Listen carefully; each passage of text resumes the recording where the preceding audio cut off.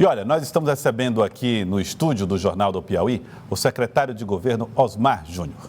Ele participa com a gente de uma entrevista a partir de agora para falar a respeito das medidas que são tomadas pelo governo do estado em relação a vários assuntos, inclusive dos casos de Covid-19 e o enfrentamento aos efeitos dessa doença. Para participar dessa entrevista, também estão aqui comigo Lídia Brito, jornalista da TV Cidade Verde e do cidadeverde.com, e o jornalista, claro, Elivaldo Barbosa, sempre trazendo as informações para nós em tempo real. Desejo boa tarde a todos vocês. Boa tarde, secretário Osmar Júnior. Seja bem-vindo aqui ao Jornal do Piauí.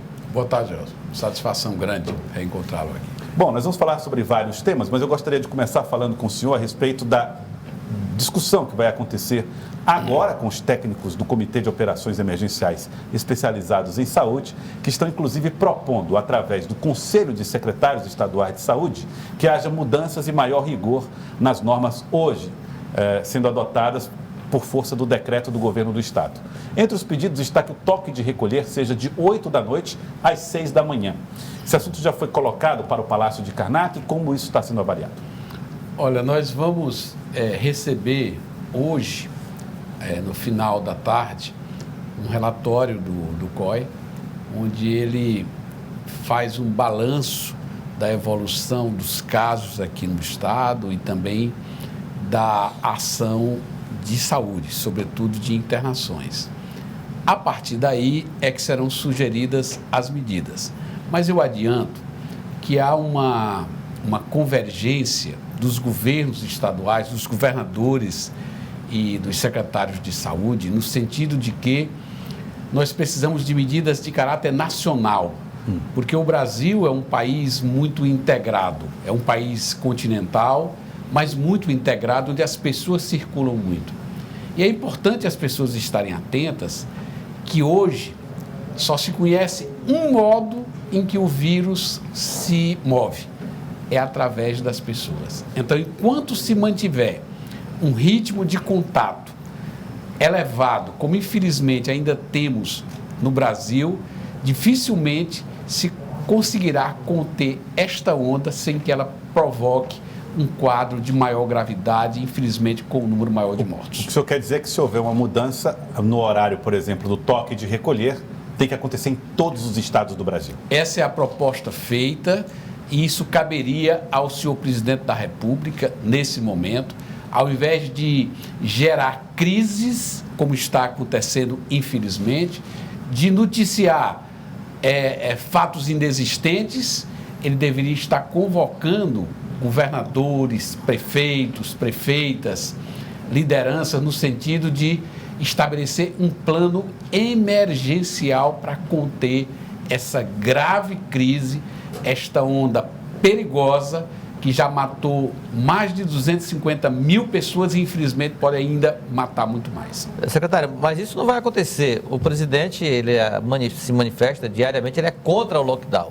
Bom, diante dessa realidade, o que os governadores vão fazer? Tomar uma decisão conjunta aí, no estilo fórum dos governadores, e adotar essas medidas restritivas de maneira uniforme no país?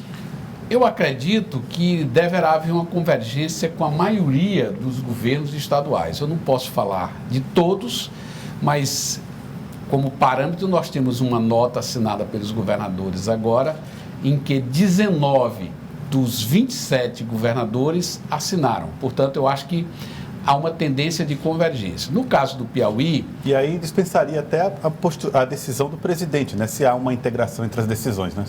Exatamente. Agora atrasa. Nós poderíamos já estar com medidas mais efetivas, com resultados, digamos assim, mais palpáveis, sobretudo na redução do número de internações e, infelizmente, e também conseguiríamos uma redução no número de mortes. Agora, secretário, alguns prefeitos aqui do estado estão se mobilizando também nessa busca de dar compra de vacina, né? De alguma forma vai ter um diálogo com o governo do estado, uma forma conjunta nessa compra de vacinas? Olha, o consórcio Nordeste já tinha tomado a iniciativa de fazer um pré-contrato para a compra da vacina Sputnik V. São 50 milhões de doses, portanto já era um passo. Os prefeitos, pelo que se noticia, estão constituindo um consórcio de prefeituras para essa aquisição. Portanto, o governo do Estado, os governos dos estados, acredito eu, estarão alinhados com as prefeituras, cada um dentro da sua área de competência, mas o importante é que se possa somar. Você tem as vacinas do Plano Nacional de Imunização, que infelizmente são insuficientes, aquelas que os estados adquirirem e as prefeituras também, com certeza, agindo de forma coordenada, nós teremos um resultado melhor. Acredito que essa coordenação, pelo menos envolvendo a maioria, deva existir. Os secretários municipais estão, inclusive, reclamando de dados que são oferecidos ou que são utilizados pelo governo federal para distribuir as vacinas. Os números seriam defasados e o público-alvo não estaria totalmente coberto nas cidades do interior do estado. O governo tem conhecimento disso? Existe solução possível para esses casos? Olha, de fato, eles usam uma base de dados que pode ter alguma insuficiência. Eu não posso lhe prestar essa informação de forma precisa, mas vou consultar a Secretaria de Saúde se no caso do Piauí há alguma insuficiência de dados que gere distorção no número e se isso é possível de correção imediata. Eu vou consultar isso e informarei em seguida. Okay. Secretário, o senhor abordou em relação a recursos destinados pela União para os estados. E hoje, por exemplo, nós temos aqui em Teresina uma manifestação, é outra esfera de poder, é municipal, de servidores que estão se queixando aí de cortes em gratificações que seriam pagas com recursos da União. Isso revela um pouco em torno, qual a sua leitura para essa situação envolvendo repasses da União para estados e municípios? Isso revela que a atitude do senhor presidente da República não tem sido no sentido de enfrentar os problemas reais e buscar as soluções. Nós temos aí o fato de que Teresina está vivendo, o Piauí, mas Teresina especialmente, vivendo o problema que a União deixou de repassar no dia 30, a partir de 1º de janeiro, os recursos da Covid, e ao deixar de repassar esse recurso, repercute exatamente no salário ou na gratificação do pessoal da linha de frente da saúde. Isso é uma demonstração de que, ao invés de buscar conflito, o presidente da República deveria buscar entendimento no sentido de enfrentar os problemas reais. O governo apresentou dados de que já teria repassado cerca de 19 bilhões só para o estado do Piauí no combate à Covid-19. Eu até sugeri ontem que o governo pudesse informar para onde foram esses recursos, em que data, porque o que está ocorrendo é que o governo somou todos os recursos que são arrecadados pela União e que constitucionalmente ele tem obrigação de repassar e colocou como se eles tivessem enviado dinheiro novo para os estados. Ora, o Fundo de Participação de Estados e Municípios não é o presidente que manda para estados e municípios. Aqui é uma obrigação constitucional. Ele é fruto dos impostos arrecadados e que uma parcela dele se transforma no fundo de participação de estados e municípios. Os recursos que a União gastou no Piauí com a manutenção do INCRA, do INSS, da FUNASA, são obrigações da União, embora aplicados aqui no Piauí. Os recursos do pagamento de aposentados, pensionistas, de todos os benefícios da Previdência Social, é uma obrigação da União. Se esse dinheiro é transferido para pessoas que moram no Piauí ou em outro estado, não é que o presidente esteja mandando dinheiro para o estado. É a União cumprindo a sua obrigação. Mas a verba Covid carimbada, chegou ou não? A verba Covid carimbada chegou. E não está mais chegando, tanto é o exemplo aí da Prefeitura de Teresina. Foi uma parcela de recursos aprovadas pelo Congresso Nacional, em que veio para UTIs, reforçar UTIs. Até o início da pandemia, o Piauí tinha um número de UTIs que não atendia à necessidade, como era de resto do Brasil. No período da pandemia, foram abertos no Piauí mais de 400 leitos de UTI.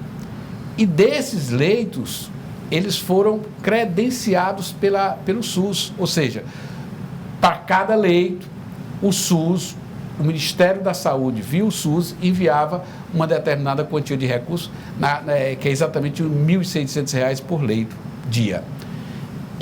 Parcela desses leitos foram desabilitados. A luta dos governos estaduais é para que volte essa habilitação, para que os estados possam voltar a receber esse recurso para a manutenção de leitos de UTI. É um exemplo concreto de um recurso que foi aprovado pelo Congresso, que veio, que foi de grande importância, que não está vindo hoje. Agora, secretário, o governo está muito focado nessa questão de combate ao coronavírus, mas tem também uma questão política que o senhor está acompanhando de perto como secretário de governo, que é essa articulação da base aliada visando 2022. Né? Alguns partidos já colocaram aí as suas ideias com relação a como é que a base tem que se articular. E o governo do Estado, como é que o governo está acompanhando isso? Olha, Lídia, a administração pública, ela é exercida com base na representação popular. Por isso que a política é essencial.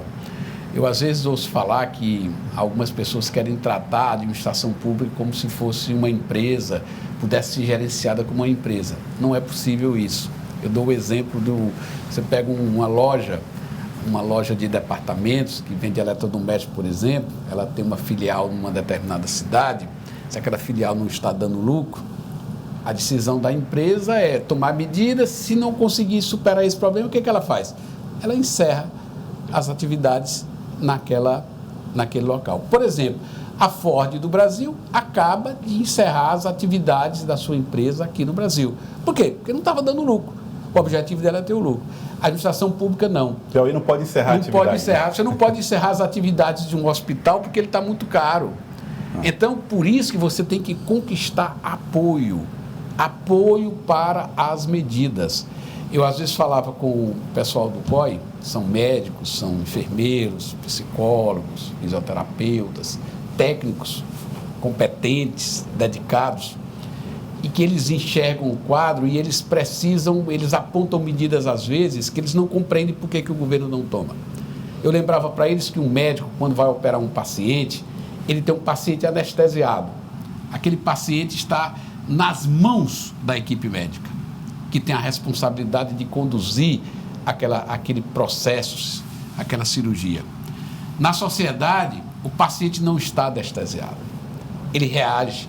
Ou a gente conquista a opinião pública, conquista o apoio para que a ação governamental ela possa reunir a maioria, inclusive superar eventuais resistências da minoria ou compor com essas resistências, ou você não faz nada. Então, hoje o governo ele continua buscando manter essa base unida, cuja tarefa principal é o enfrentamento dessa pandemia, desse vírus, mas é claro, de fazer com que a administração pública possa continuar e possa também representar essas ideias que foram eleitas pelo povo do Piauí nas últimas eleições. E é claro que quem tem essas ideias, no nosso caso, da nossa base política, pretende continuar. Então, o governo continua articulado, continua reunindo, continua somando esforços e, embora hoje o foco principal seja o combate ao coronavírus. Pelo que o senhor falou, secretário, o governo tem dificuldade de tomar decisões que não sejam populares. É isso? Exatamente. Ele precisa que as decisões dele, mesmo que às vezes... Mesmo sejam necessárias. Mesmo que às vezes elas impliquem sofrimento para a população, se a população não entender que o remédio, às vezes amargo, precisa ser tomado, ela precisa entender, precisa compreender, precisa aceitar. Se a média da população não compreende isso, fica difícil implementar as medidas. Mas agora, secretário, insistindo aqui na pergunta, o governo vai ficar acompanhando essa movimentação dos partidos? A gente está vendo aí partidos da base, MDB, PTB, todos os partidos já se articulando. O governo vai ficar, nesse primeiro momento, acompanhando esse momento ou já está ajudando na tomada dessas decisões? Olha, o governador já definiu, cada partido tem sua autonomia para estabelecer o seu projeto próprio. O que ele pede é que esse projeto de cada um esteja dentro de um projeto maior que reúne tanto o apoio às ações do governo atualmente, como evidentemente um projeto futuro a partir de 2022. Então, cada partido tem sua autonomia dentro, evidentemente, desse projeto maior da base aliada. Agora, secretário, na realidade atual, uma liderança política importante aqui no Piauí foi bem clara e eu até concordo. Na regra atual e no cenário do Piauí, nessas regras eleitorais, apenas dois partidos que atuam no Piauí estão preparados para o embate do ano que vem, no aspecto das eleições majoritárias e proporcionais, principalmente. Quais são eles? O PT, partido do governador, e o Progressistas, o principal partido de oposição, comandado pelo senador Ciro Nogueira. Os demais não estão prontos para o pleito, sobretudo o pleito proporcional. Inclusive o MDB, que é um partido grande, venceu agora a eleição em Teresina e tudo mais. Os partidos projetam mesmo esse cenário de mudança nas regras eleitorais para facilitar a vida e a sobrevivência nas eleições gerais do próximo ano? Olha, Evaldo, eu estive reunido recentemente com representantes de todos os partidos da base, individualmente. Reunião com o PT, com a cara do PT, direção do PT, do MDB, do PTB, Solidariedade. Enfim, eu tive a oportunidade agora de ouvir de todos eles. E os partidos que compõem a base, todos eles estão buscando viabilizar seus projetos. Estão buscando. O que o governador disse? Ele não vai interferir nos partidos. Cada partido, se o partido quiser montar sua chapa, ele tem todo o direito e estaremos juntos nesse processo. Agora, o importante é que a gente tenha um plano geral. Esse plano geral, digamos assim, que é o plano do time, como gosta de chamar o governador Wellington Dias, o plano do time. Qual o projeto que nós temos para o Piauí? Portanto, os partidos, eles manifestaram até agora o seu propósito de montar as suas chapas proporcionais, estaduais e federais e juntar-se para compor uma chapa majoritária, que aí vem a vaga de Senado, com suplências, governador e vice-governador. Secretário Osmar Júnior, secretário de Governo, muito obrigado pela participação conosco hoje aqui no Jornal do Piauí. Obrigado por ter vindo aqui atendendo ao nosso convite. Obrigado. Eu que agradeço. Muito obrigado. Bom, Elivaldo Barbosa e Lídia Brito permanecem conosco.